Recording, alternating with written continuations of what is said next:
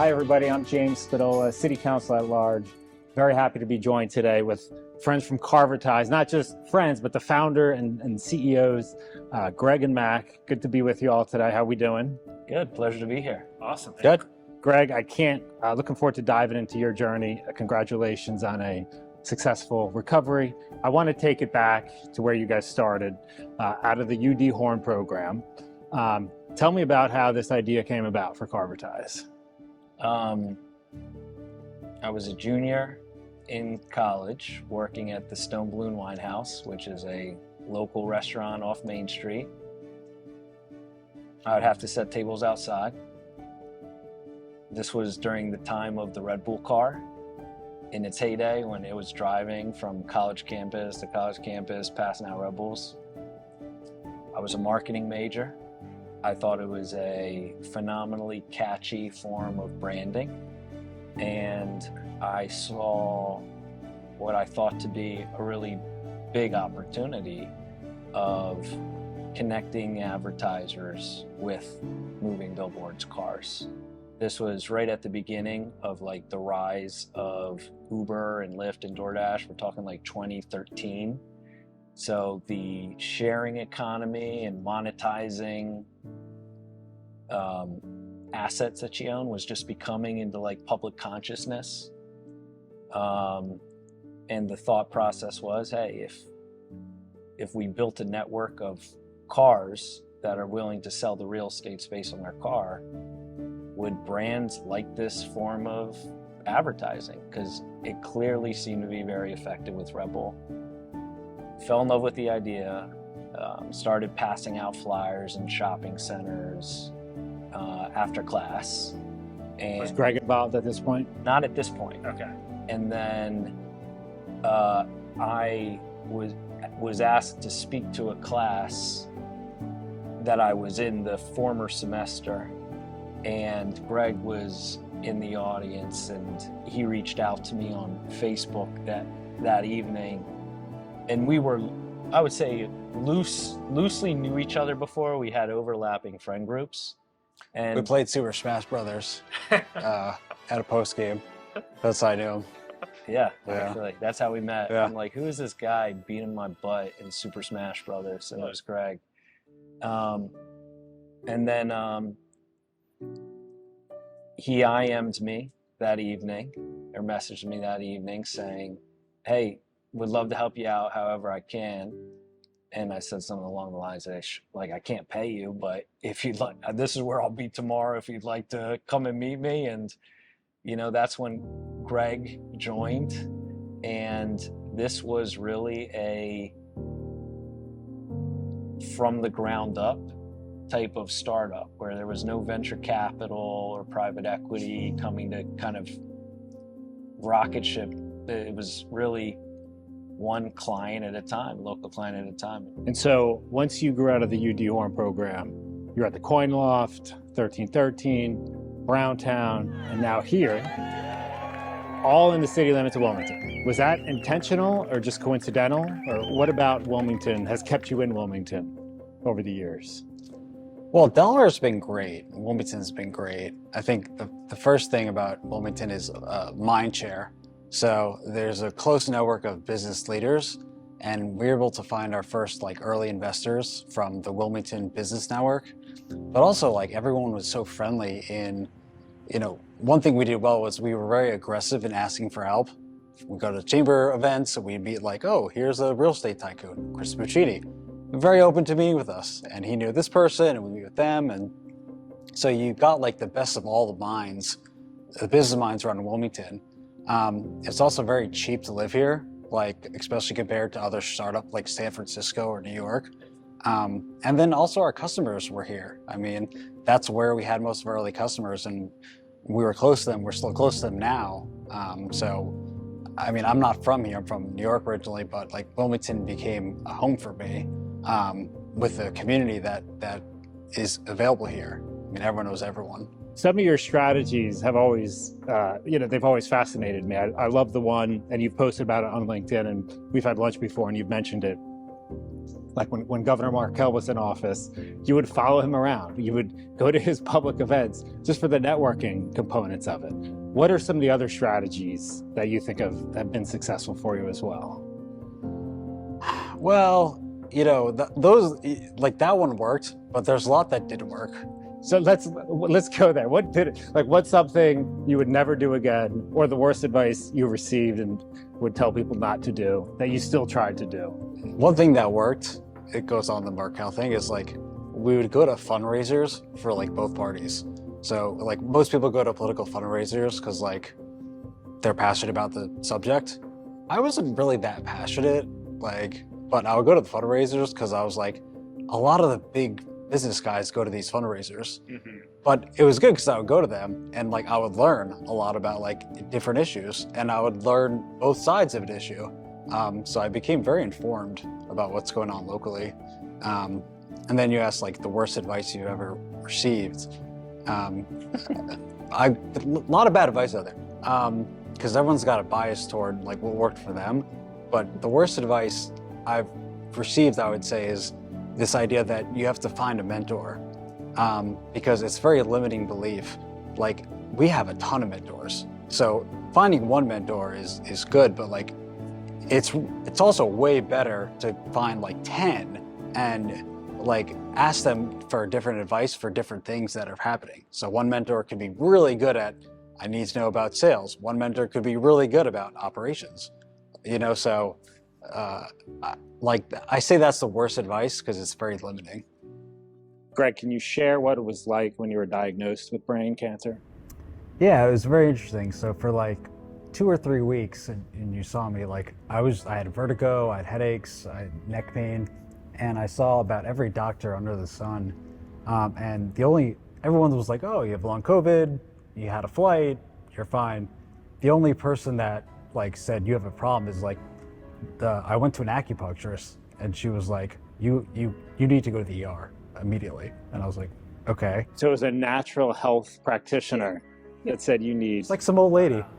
Like, so, you know, we had the ribbon cutting, and then a couple of days later, I was like, I need to go to the ER. So I went to the ER, they did a CAT scan, and they found a sizable tumor on my cerebellum. And so they had me in, like Mac said, for emergency surgery. And the next day, they came in there and they said, good news. We took a look at your scans. The tumor is not cancerous, so we just have to remove it. And then we're all clapping, and I was like, yes. And then that afternoon, they came in the room and said, small chance you have cancer. Like, we don't think it's anything, but we just have to say it because, you know, whatever. And I was like, okay. And then that night, the surgeon came and talked to me to prep for the surgery, and he was like, so you definitely have cancer, and you have a 5% chance of never walking again after the surgery. And I was like, oh, okay. So it was a very big swing that day. And then they performed the surgery, and thankfully it went well. But then after that, the cancer was so rare, they didn't know what it was. So for about 3 days, I was just like in this limbo of like, I didn't know what kind of cancer it was.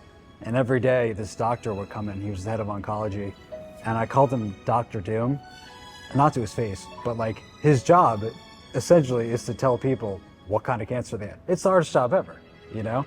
And he would come into my room and my heart monitor would like skyrocket, and he would say, we're not sure yet, we have an idea, but we can't say anything. And I could tell he knew what it was, but he didn't know 100%, so he wasn't saying it. So there was like 3 days where that was probably the hardest 3 days of like, am I gonna live? Is this terminal? What kind of cancer is it? Okay. So I was combing through some of your LinkedIn posts over the past year, and I've always appreciated the wisdom you put, because it's usually not the typical like hustle culture, like I worked 100 hours last week, fired 3 people. This is what I learned, subscribe to my newsletter. You generally approach, you know, what you're sharing with, you know, some humility and curiosity, which I always appreciate. And especially with your health struggles, you know, last year you wrote, to calm the storm, you must first accept the storm. And then you also wrote, how do you surrender and truly accept what is while also fighting to potentially change the outcome? How would you answer that question a year later after writing it, going through what you've gone through personally? Yeah, I remember asking Mac that question because I was really struggling with that. Like, I've been meditating for like 10 years and it's all about accepting. But that kind of goes in contrast with this idea of like, you need to fight to live. You can't accept your diagnosis. So I was really struggling with that, but I think Mac told me, which was good advice, it's not either or. Like, you can accept your diagnosis and fight as hard as you can, but you can accept the result also, equally, like, gracefully. So that's how I'd answer that question. Okay. Yeah. Another thing you opined on was, doctors say, think positively. Okay, great. It's like, be happy. Okay. And I think you were methodical in your conversation with the doctor that you wrote about. Was, how would you suggest tips or whatever? Any further insight on that? Yeah, they had no good answer. I was like, when you say think positively, like, what does that mean? And they're like, oh, it's just very helpful. I'm like, well, great. So how do you like quantify that, or what can I do? So they didn't have a good answer, but what I found, guess going through it, it was just like the power of laughter. Like, your body needs laughter to like get your spirit up and to really combat like the negativity and a lot of the poison that's being inflicted inside you. You need to have joy within your mind, and your spirit needs to be up, and laughter is like the best solution for that. Laughter. How do you personally view Carvertise after conquering cancer? How has your outlook and perspective on work changed? I just feel very grateful to work again, to be able to like use my head, and to be able to like contribute. So my perspective on Carvertise is like, I'm just happy it's still here and growing, and and I'm happy to be a part of it. So very low expectations. Okay. Like it's and that's good. It's like I'm blissfully ignorant, So do you have more of a seize the day, this is it, I'm going to enjoy it, I'm going to focus on maximizing utility of today? And some of that, but it's okay to have down days, but I guess I just have much more perspective, and also like there's much more, we've been at it for 12 years, so you're like we're at a point now where the company, and we saw that, like, you're indispensably dispensable. It's like you can stay away, you go away, and the company's still there. And 5 years ago, 6 years ago, even like 3 years ago, like if one of us went out, like it'd be bad. But like we have a team in place, we have over 50 employees, so this thing is running. Mac, how did you handle, both personally and professionally, having your longtime partner and friend go through such an ordeal? Yeah, I would start professionally first. Professionally, all you can do is accept it, and there was no fighting on my end or this end or the organization's end. Like, there's a huge health challenge that somebody extremely important to the organization needs to go through, and what can you do? All you can do is you can be supportive of the process. And the minute he found out he had a brain tumor, he's getting emergency brain surgery the next day. Like, it all happened like that. Like, within 36 hours, like, it went from Greg not feeling well to, okay, Greg just had a opening the size of a cannonball in the back of his head to remove a big tumor. You know what I mean? It happened so fast. And I think the organization responded. Just everybody lifted up and rose up to the challenge, and knew we had to be as supportive as possible, because it goes from taking every day lightly to how precious life really is. And it went from build Carvertise to, the purpose and meaning of my life is probably a little more broad and a little deeper than that. So professionally was to be as supportive as possible. And then I would say that sits on top of just the personal factor. And that is obviously Greg has just been somebody who's become such a close friend, brother from another mother in the past 12 years. So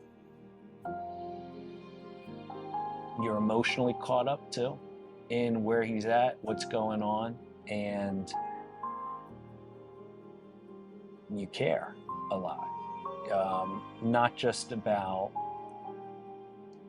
not from a primary lens of how this affects the organization, but like him as a person and who Greg is and what he means to the community, his friends, his wife, his family, you know what I mean? It